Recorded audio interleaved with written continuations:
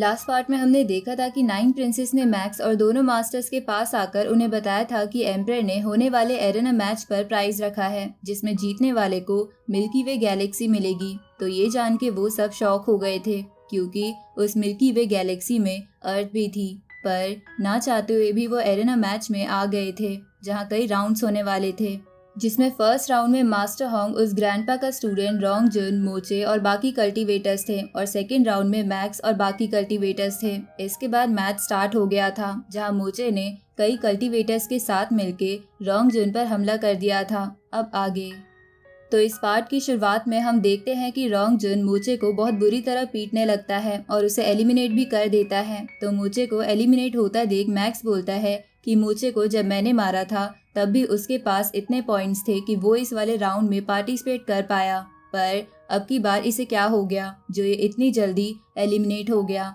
आखिरकार इसका अपोनेंट कौन है? तभी उनकी नज़र रोंग जुन पर जाती है जिसे देखकर मास्टर ली शेंग कहते हैं कि ये तो रोंग जुन है जिसने मुझे हराया था। इधर रोंग जुन की पावर देखकर उसके आसपास के कल्टीवेटर्स उससे डर के वहां से भाग जाते हैं, जिसे देखकर मास्टर ली शेंग भगवान से प्रे करने लगते हैं कि मास्टर होंग रोंग जुन के पास ना हो। तभी बवाता कहती है कि जिस एरिया में अभी रोंग जुन है वहाँ बहुत ज़्यादा लोग हैं और फाइट भी ज़बरदस्त चल रही है, पर मास्टर होंग वहाँ नहीं है, इसलिए वो फिलहाल के लिए तो सेफ है। इधर हम मास्टर को देखते हैं जो लगातार अपने अपोनेंट को मार रहे थे। तभी मास्टर ली शेंग देखते हैं कि मास्टर होंग की तरफ कोई तेजी से बढ़ रहा है। तो बवाता बताती है कि वो और कोई नहीं बल्कि उस ग्रैंडपा का स्टूडेंट नाबिनी है।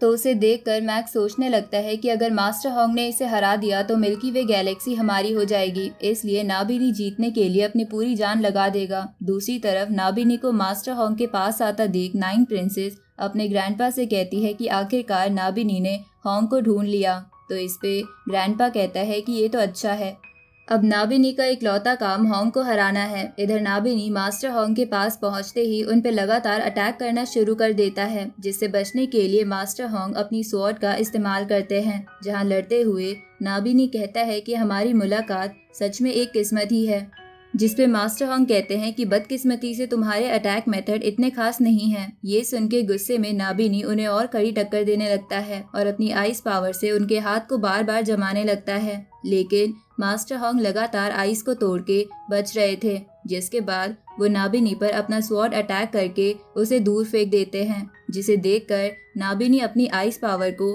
फुल पावर पे इस्तेमाल करते हुए कहता है कि होंग के अटैक्स पहले से खतरनाक हो गए हैं, इसलिए मैं भी अब बिल्कुल पीछे नहीं हटूंगा। अब नाबिनी के अटैक से मास्टर होंग के पैर जम जाते हैं, जिसे बाकी सबके साथ साथ मैक्स और मास्टर ली शेंग भी देख रहे थे। तभी बबाता उन्हें बताती है कि नाबिनी आइस को काफी अच्छे से कंट्रोल कर सकता है, लगता है उसके पास वाटर एलिमेंट है। इस पे मैक्स कहता है कि वाटर एलिमेंट से तुम्हारा क्या मतलब है, जिस पे बबाता बोलती है कि पूरे यूनिवर्स में 8 एलिमेंट की स्पेशल पावर है, जिसमें metal, would, water, fire, earth, wind, light और थंडर है। जहां मैक्स के पास मेटल एलिमेंट है, मास्टर ली शेंग के पास थंडर एलिमेंट है और मास्टर होंग के पास लाइट एलिमेंट है। ऊपर से इस एलिमेंट की जितनी ज़्यादा नॉलेज होती है उतनी ही ये स्पेशल पावर खतरनाक हो जाती है, लेकिन मास्टर होंग अभी तक अपने एलिमेंट को अच्छे से नहीं समझ पाए हैं, इसलिए इस लड़ाई में उन्हें एक बहुत बड़ी डिसएडवांटेज है। इधर मास्टर होंग अपने पैर छुड़ाकर इधर उधर भाग रहे थे,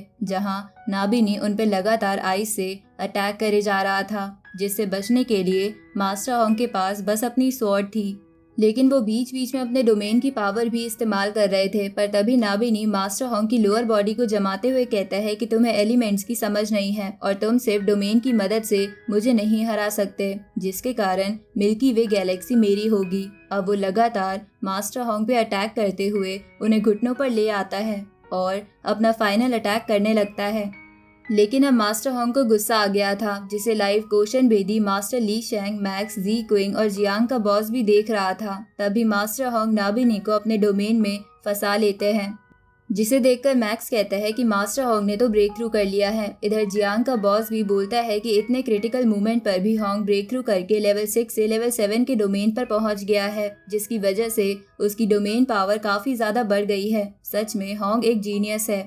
इधर मास्टर होंग लगातार नाबिनी पर भारी पड़ रहे थे, जहां नाबिनी अब अपनी आइस पावर से भी कुछ नहीं कर पा रहा था। तभी नाबिनी मास्टर होंग के डोमेन से बाहर जाके उन पे आइस अटैक करता है, पर मास्टर होंग अपने डोमेन की वजह से बच जाते हैं। अब उस एरेना में बस 13 लोग ही जिंदा रह गए थे। लेकिन तभी मैक्स और ली शेंग देखते हैं कि मास्टर होंग और नाबिनी की तरफ कोई बहुत तेजी से बढ़ रहा है, जिसे देखकर मैक्स बोलता है कि इसकी स्पीड के अकॉर्डिंग लग रहा है कि ये कोई खतरनाक फाइटर होगा। इधर हम देखते हैं कि वो और कोई नहीं बल्कि रोंग जुन था। तभी बबाता रोंग जुन की प्रोफाइल ओपन करते हुए कहती है कि यही इन दोनों की तरफ बढ़ रहा है और इस वक्त एरेना में सबसे ज्यादा ताकतवर रोंग जुन ही है। तो रोंग जुन को देखकर मास्टर ली शेंग को गुस्सा आने लगता है। अब एरेना में सिर्फ 12 लोग ही जिंदा रह गए थे। तभी रोंग जुन उन दोनों के पास पहुंच जाता है और उन पे एक साथ अटैक करता है, पर इस मौके का फायदा उठा के नाबिनी मास्टर होंग पर आइस अटैक कर देता है, जिससे बचने के लिए मास्टर होंग डोमेन का इस्तेमाल करने की कोशिश करते हैं, पर वो सही समय पर डोमेन ओपन नहीं कर पाते, जिसकी वजह से वो जम जाते हैं। तभी नाबिनी रोंग जुन से कहता है कि अब तुम इसे मार दो, मैं तो जा रहा हूँ। पर रोंग जुन अपनी तलवार रखकर बस मास्टर होंग को देखने लगता है। ये देखकर मैक्स और बाकी सब भी हैरान थे। तभी वो एरेना और छोटा होने लगता है, जिसकी वजह से मास्टर होंग एलिमिनेट हो सकते थे। पर तभी सही समय पर मास्टर होंग उस बर्फ से आजाद हो जाते हैं, जिसे देखकर रोंग जुन कहता है कि तुम इस पॉइंट तक फाइट करना चाहते हो, पर अभी भी तुम्हारे अंदर कोई डर नहीं दिख रहा, तो मैं तुम्हें बिल्कुल सीरियस लूंगा और तुमसे अच्छे से लड़ूंगा। अब मास्टर होंग और रोंग जुन एक दूसरे पर अटैक कर देते हैं, जिसे देखकर 9 प्रिंसेस, ग्रैंडपा और नॉलेंसन खुश हो रहे थे। पर तभी एरेना में कल्टीवेटर्स का नंबर 10 रह जाता है, जिसकी वजह से ये राउंड क्लोज हो जाता है, जिसे देखकर कुछ लोग निराश थे तो कुछ बहुत खुश। अब मैच के बाद मास्टर होंग मैक्स के पास आते हैं और उससे कहते हैं कि मैं नाबिनी को नहीं हरा पाया, अब सारा बर्डन तुम्हारे ऊपर है। इस पे मैक्स कहता है कि हमें सालों से ऐसी सिचुएशन हैंडल करने की आदत है और एंड में हम हमेशा जीत ही जाते हैं, इसलिए आप चिंता मत कीजिए, मैं एरेना बैटल में जीत कर ही वापस आऊंगा। इधर हम जियांग के बॉस को देखते हैं, जो कहता है कि भले ही होंग नाबिनी को नहीं हरा पाया, पर फिर भी उसकी प्रोग्रेस शानदार है। इसके बाद वो जियांग से बोलते हैं कि मैक्स और मास्टर होंग ने जीनियस बैटल का राउंड 1 कंप्लीट करा था, लेकिन 3x माउंटेन ने उन्हें अभी तक कोई रिवॉर्ड नहीं दिया, इसलिए तुम उन्हें देने के लिए ट्रेजर्स इकट्ठा करो। इस तरफ मैक्स सोचता है कि अब अगर हल्की सी भी गलती हुई तो हम मिल्की वे गैलेक्सी खो देंगे, पर इस समय मैं डर नहीं सकता। अब धीरे धीरे कल्टीवेटर्स राउंड 2 के लिए लॉबी में आने लगते हैं, जहां लॉबी में मैक्स को देखकर कोशन बेदी खुश हो जाता है। इधर हम कैंगबो मानियो को देखते हैं, जो रोंग जुन की फाइट देख रहा था, जहां देखते हुए वो मिंग यू से पूछता है कि तुम्हारे मुताबिक पूरे यूनिवर्स में रोंग जुन जैसी पावर किसके पास है। इस पे मिंग यू कहता है कि जितना मैं जानता हूँ उसके मुताबिक एक लाइट वूका नाम की लड़की है जो हुआंग मैन यूनिवर्स किंगडम से है, और एक ऑक्स लॉन्ग यून है जो लैंटिंग यूनिवर्स किंगडम से है। साथ ही एक इल्यूजन मॉन्स्टर नाम का बंदा है जो पेंगू यूनिवर्स किंगडम से है। ये सब लोग एलिमेंट्स की पावर अच्छे से समझते हैं और इनकी अचीवमेंट्स कमाल की है। ऊपर से हम गॉड ऑफ डेथ के नाम से जानने वाले नोआ यूनिवर्स किंगडम के बोलन को तो भूल ही नहीं सकते, जिसकी एबिलिटी रोंग जुन से ज्यादा है। ये सुन के कैंगबो मानियो कहता है कि क्या कोई जियानबो यूनिवर्स किंगडम से नहीं है। इस पे मिंग यू कहता है कि मैंने बैटल का डेटा चेक करा है और मुझे पता लगा है कि रोंग जुन से जियानबो किंगडम के लोग अभी भी बहुत पीछे हैं।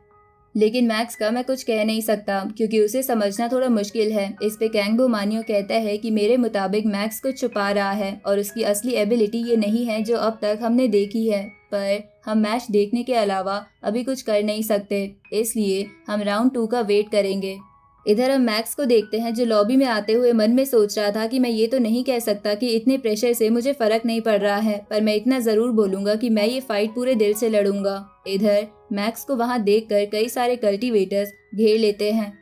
तभी दूर खड़े कल्टीवेटर्स कहते हैं कि ये इन कल्टीवेटर्स में सबसे ताकतवर पुश जीन है जिसके पास मेटल डोमेन है, और दूसरा पुश गोआन है जिसके पास हाई टेम्परेचर की एनर्जी लाइट है। अब वो दोनों मैक्स के पास आके उससे बोलते हैं कि तुम्हारी वजह से हमारे जियानबो किंगडम के कई सारे लोग एलिमिनेट हो गए हैं। इधर ये सब देखकर आसपास खड़े लोग बोलते हैं कि पुश जीन और पुश गोआन जियानबो किंगडम से हैं, और लगता है अब सब जियानबो किंगडम के लोग मैक्स के पीछे पड़ जाएंगे। अब धीरे धीरे मैच स्टार्ट होने लगता है, जहां वो लोग एक एक कर एरेना में टेलीपोर्ट हो रहे थे।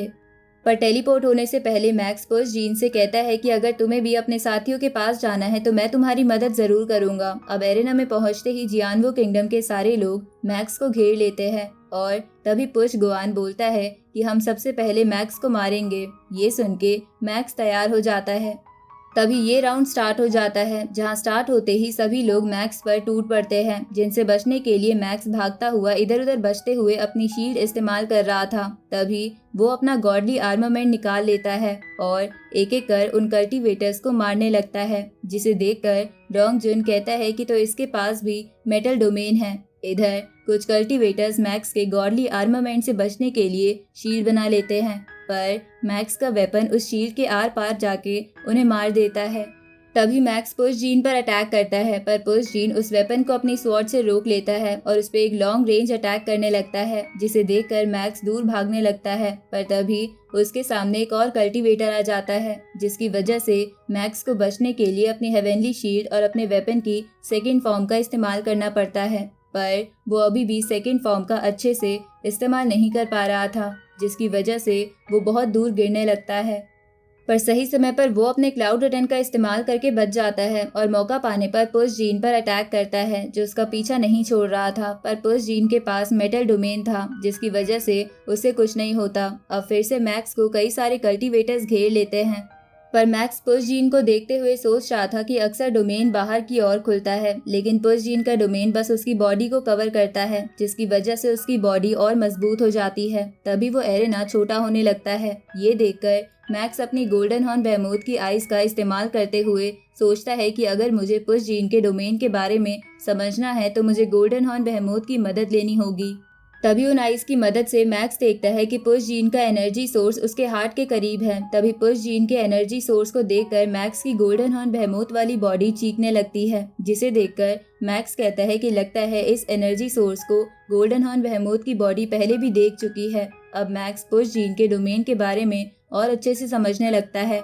इधर पुश जीन तेजी से मैक्स के पास आता है और बाकी कल्टीवेटर्स भी मैक्स पर एक साथ अटैक कर देते हैं, पर मैक्स उन्हें देखकर बस मुस्कुरा रहा था। और इसी के साथ ये पार्ट यहीं खत्म होता है।